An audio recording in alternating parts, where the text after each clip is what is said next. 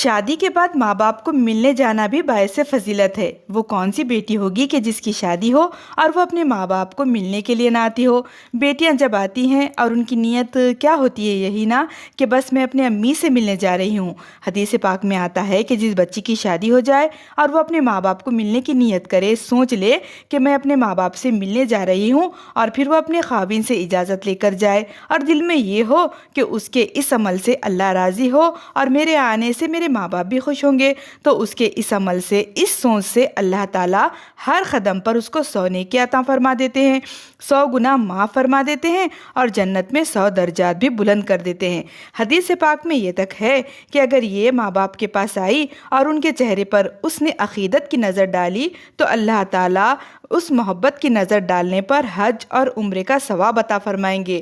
صحابہ کرام رضی اللہ تعالیٰ عنہم نے پوچھا کہ اے اللہ کے رسول، اور جس کسی نے بار بار محبت اور عقیدت کی نظر ڈالی تو نبی کریم نے فرمایا کہ جس کسی نے اپنے ماں باپ پر بار بار محبت اور عقیدت کی نظر ڈالی تو جتنی بار وہ محبت اور عقیدت کی نظر ڈالے گا اتنی بار حج اور عمرے کا ثواب پائے گا۔